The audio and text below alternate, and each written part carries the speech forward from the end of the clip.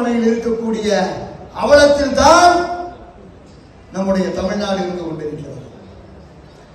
இது ஏதோ நேற்றைய நிகழ்வு மட்டுமல்ல, தொடர்ந்து கடந்த பல ஆண்டுகளாக இந்த மண்ணை காக்க, மக்களை காக்க, இயற்கையை காக்க, எதிர்கால தலைமுறையை காக்க செயல்படுவதற்கெல்லாம் தன்னுடைய உயிர் எப்படி போகும் என்று தெரியாத ஒரு அவல நிலையில் இந்த படத்திலே காட்டப்பட்டு இருக்கக்கூடிய மேலே இருக்கக்கூடிய லூர்து பிரான்சிஸ், இவர் ஒரு கிராம நிர்வாக அலுவலர்.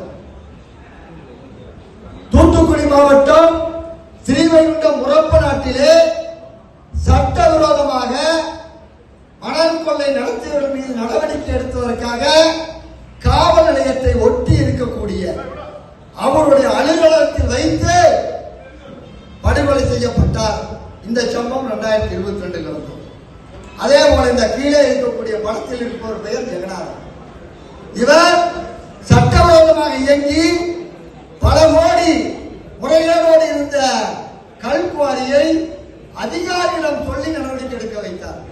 அதற்காகவே 2022 செப்டம்பர் 10ஆம் தேதி அன்று பிக்கப் வாகனம் ஏற்றி படுகொலை செய்யப்பட்டார். இவர் திமுக கட்சியினுடைய கிளை செயலாளரும் கூட, 5000 ஓட்டு வேட்பாளரும் கூட. இந்த படத்தில் மேலே இருப்பவர் ஜல்வரலி, உங்களுக்கு எல்லாம் தெரியும். கடந்த ஆண்டு இதே ஜனவரி மாதம் 17ஆம் தேதி சட்டவிரோதமாக புதுக்கோட்டை மாவட்டம் திருமயம் பகுதியிலே இருக்கக்கூடிய கல்குவாரிகள் 800 கோடி ரூபாய் அளவில் முறைகேடு நடந்திருக்கிறது என்பதை மாவட்ட ஆட்சியரிடம் ஜனவரி 17ஆம் தேதி மனு கொடுத்து 17ஆம் தேதி நடவடிக்கை எடுக்க வேண்டும், இல்லை என்றால் மக்கள் போராட்டம் நடத்துவோம் என்று சொன்னார். 17ஆம் தேதி தொழுகையை முடித்து வரும் பொழுது வாகனம் ஏற்றி படுகொலை செய்யப்பட்டார். இவர் நமக்கு முன்னால் பேசிய முத்துராஜா மேலூர் பகுதியிலே சட்ட அடிப்படையிலே பஞ்சமி நிலத்தை மீட்ட ஒரே காரணத்திற்காக கூலிப்படையை வைத்து கொல்லப்பட்டவர். இவர் ஊத்துக்குளி வெங்கலப்பாளையம் நடராஜன், அங்கே இருந்த பழனிசாமி என்ற கல்குவாரியை மூட வைத்ததற்காக பிக்கப் வாகனம் ஏற்றி உயிர் தப்பியவர். இந்த பக்கம் இருப்பவர் கச்சகட்டி ஞானசேகரன். வாடிப்பட்டி அருகே, மதுரை வாடிப்பட்டி அருகே கச்சகட்டி கிராமத்தில் சட்டவிரோத கல்குவாரியை நடவடிக்கை எடுக்க வைத்ததற்காக கூலிப்படையால் தாக்கப்பட்டவர். கீழே இருப்பவர் ஆலந்தாஸ் உடலைமுத்து, தூத்துக்குடி மாவட்டத்தில் ஆலந்தாவில் சட்டவிரோத கல்குவாரியை மூட வைத்ததற்காக கூலிப்படையால் கொலை தாக்கலுக்கு உள்ளானவர்.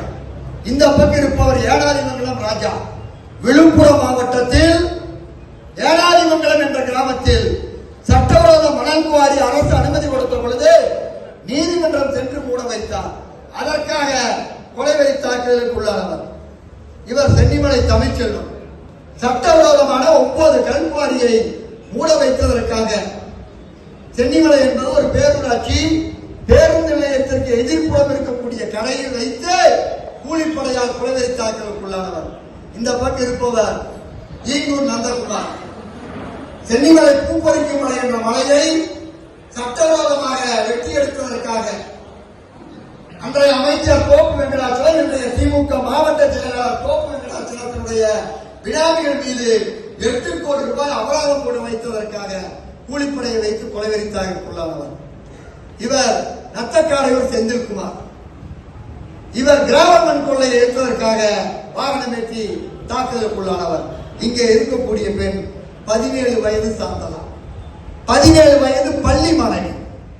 கோவையிலே தடாகம் பகுதியிலே பல ஆயிரம் கோடி ரூபாய்க்கு செம்மண் கொள்ளை நடந்து போராட்டத்தின் மூலம் மூடப்பட்ட பொழுது அதனை ஆவணப்படுத்துவதற்கான வேலையை செய்தவர். இவருடைய தாயார் ஸ்டெர்லைட் நிறுவனத்தினுடைய படுகொலைகளை எங்களோடு இருந்து ஆவணப்படுத்திய ரமேஷ் என்பவருடைய மனைவி.